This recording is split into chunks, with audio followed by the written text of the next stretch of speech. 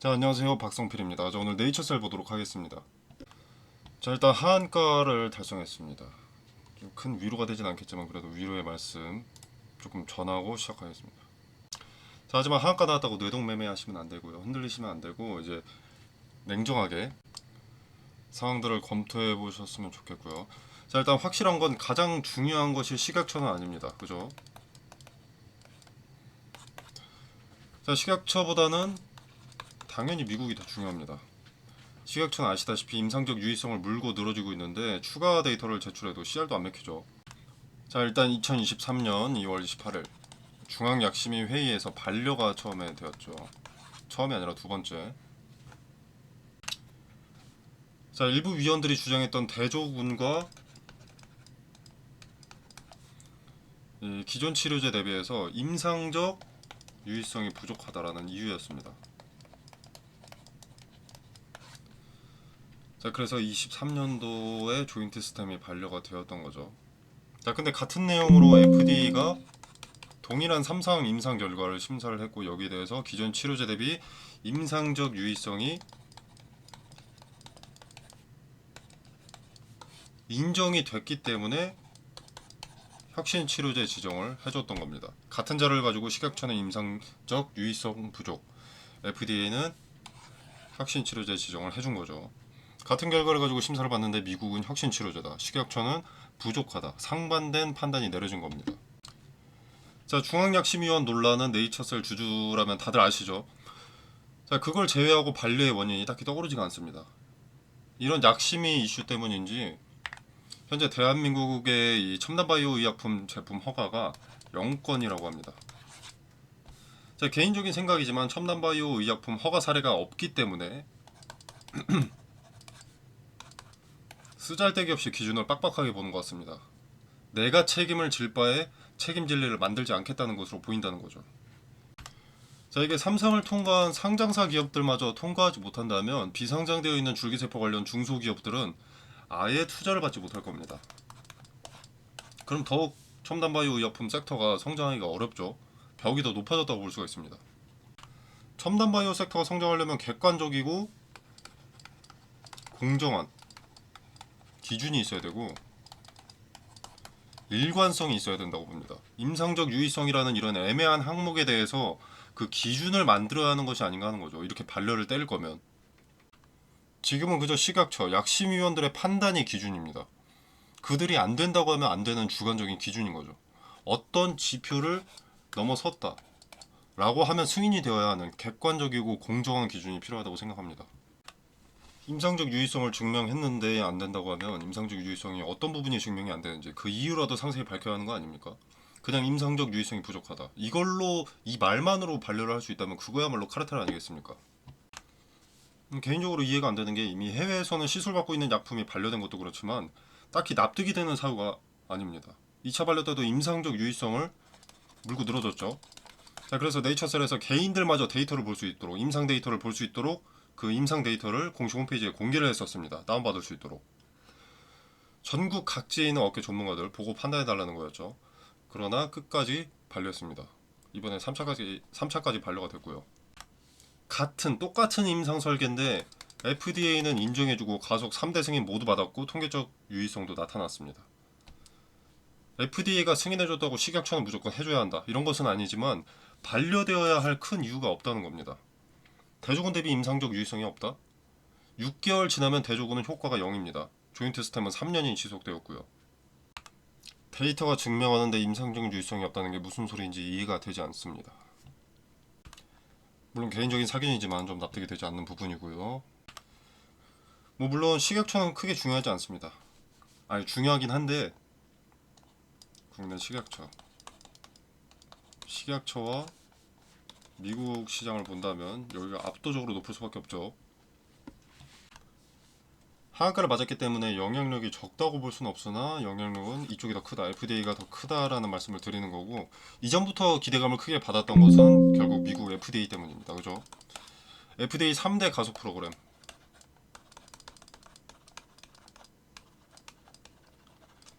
3대 가속 프로그램 승인 및 미국 임상 이상이 진행 중입니다.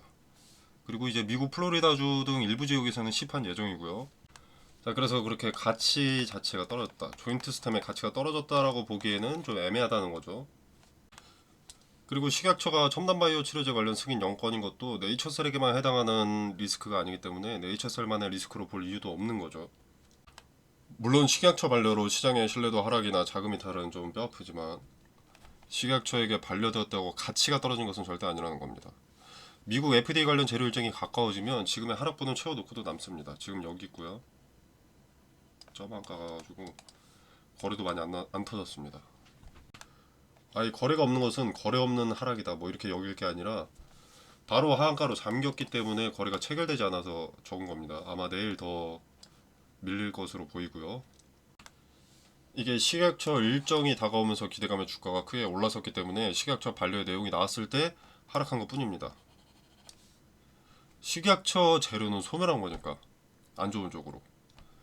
그래서 여기서 뇌동매매를 하지 않으려면 마이너스 30% 하한가에 집중할 게 아니라 식약처의 재료가 소멸했다. 재료 소멸. 이것을 인지를 해야 됩니다. 당연히 긍정적인 상황은 아니고 좋지 않은 상황이지만 재료의 핵심은 FDA에 있지 식약처에 있는 것이 아니다 라는 의미죠. 자, 네이처셀 측에서도 이제 공식 홈페이지 공지를 통해 세계 최대 시장이 미국에서 공정하고 객관적인 심사를 통해 허가를 받고 상용화하겠다 라고 했습니다. 자, 뉘앙스가 이제 불공정하고 주관적인 심사를 하는 식약처 말고 FDA에서 승인받아서 증명하겠다 이런 뉘앙스로 보이죠. 자, 첨단 재생 의료 치료제, 혁신 치료제, 동정적 사용 프로그램, 미국 3대 혁신 치료제로 인정이 됐으니 미국 시장 진입이 식약처보다 더 열려 있다고 보고요. FDA 3대 가속 승인 프로그램을 획득한 것이니 시간이 크게 지체될 것으로 보이지는 않습니다. 자, 미국 임상 같은 경우에는 26년 1월 종료를 목표로 하고 있고요. 26년 하반기에 미국 허가 신청이 가능할 것으로 예측이 되고 있습니다. 자, 아무튼 그렇게 미국에서 조인트 시스템의 가속 승인을 위한 FDA와의 타입 B 회의 준비 신속히 착수해서 금년 내 대면 회의를 할 수 있도록 추진하겠다라고 했습니다. 자, 올해는 4개월이 남았기 때문에 재료 일정이 크게 밀리는 느낌은 아니죠. 자, 미국 바이오스타 스템셀 캠퍼스를 9월 중에 조속교에서 선정 완료하고 1차 GMP 시설 구축을 시작하고자 한다. 자, 이렇게 되면 자금이 필요할 텐데 네이처셀의 주주들을 대상으로 유상증자는 하지 않겠다. 주주들이 걱정하는 리스크 하나 미리 해소해줬고요. 자, 일본에서는 이미 시판되고 있고 미국에서의 투자를 통해서 전략적 투자를 통해서 진행할 것이다 라고 약속했습니다. 자, 리스크에 대한 언급과 앞으로의 대응 방안을 언급했고 어느 정도 재료 일정이 오픈되어 있기 때문에 시간이 지나면 주가는 회복될 것으로 판단이 되고요. 물론 지금은 식약처 이슈로 기대감과 재료가 동시에 소멸했기 때문에 단기간에 하락하는 거 추가 하락은 어쩔 수 없다고 봅니다. 자, 지금 이제 우리가 봐야 될 것은 추가 하락이 높은 가능성으로 추가 하락이 이어질 텐데 이 자리 저점을 무너뜨리느냐를 한번 봐야겠죠. 자, 이 자리는 의미가 꽤 큰 자리입니다. 자, 과거에 수차례 저항이 수렴됐던 자리고 거래를 동반해서 이렇게 뛰어 올랐는데 뛰어 넘었는데 조정을 받을 때 이 자리에서 다시 지지가 되는 모습이 나와줬던 그런 자리거든요. 자, 그래서 이 자리가 지켜지는지 한번 볼 필요가 있겠고, 자, 만약에 여기가 무너진다면 그 밑에 자리들에서 의미가 큰 자리들을 찾아야 합니다. 어느 자리에서 지지되는지를 봐야 합니다. 지지대를 찾는 건 투자자들의 투심을 돌려놓을 자리를 정했다는 거거든요. 세력이 미니멈을 정했고 그 자리는 지켜주겠다는 의미이기 때문에 투자 포인트를 찾아내는 거고, 미니멈을 알게 된다면 내 손실을 최소화한다거나 수익을 극대화할 수 있는 그 자리를 찾는다는 의미이기 때문에 종목의 악재가 찾아왔어도 수익으로 연결시킬 힌트를 찾는 것과 같습니다. 텔레그램 방에서 세세한 디테일을 설명드리겠습니다. 지지대의 미니멈이 어디인지, 미니멈을 특정한 근거는 무엇인지, 어느 자리에서 분할 매수하는 것이 평단을 낮추고 수량을 더할 수 있는 것인지 언급드리고, 네이처셀 뉴스에 대한 정보와 해석 공유드리도록 하겠습니다. 자, 텔레그램방 참여는 영상 설명란에 보시면 더보기 버튼이 있습니다. 자, 이 버튼을 누르시면 링크가 기재되어 있고요. 자, 이 공간 안에서 제공되는 정보는 일체 금전을 요구하지 않습니다. 무료고요. 투자의 기준과 근거들을 설명드립니다. 그리고 이제 네이처셀 대응 이외에도 추천 종목을 언급을 드리는데 뭘 사야 될지 모르겠다면 추천 종목도 한번 참고해 보셔도 좋을 것 같고요. 그리고 검색기 있죠. 많이들 찾으시는데 인터넷에 종류가 너무 많습니다. 그래서 뭘 적용하셔야 할지 많이들 헷갈리시던데 좀 쓸모있는 것들만 추려서 알려드리겠습니다. 당연히 만능은 아니고요. 쓸데없는 방대한 정보들을 제외하고 봐야 될 것에 집중할 수 있도록 추려놓은 검색기입니다.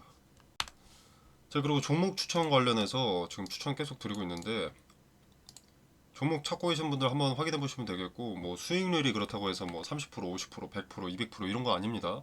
하루에 뭐 3에서 5%, 뭐 잘나면 10% 이런 거고, 당연히 매번 수익 종목인 것도 아닙니다. 리스크 적은 종목으로 매매 연습하시면서 소소하게 용돈 챙기는 목적이 더 크고요.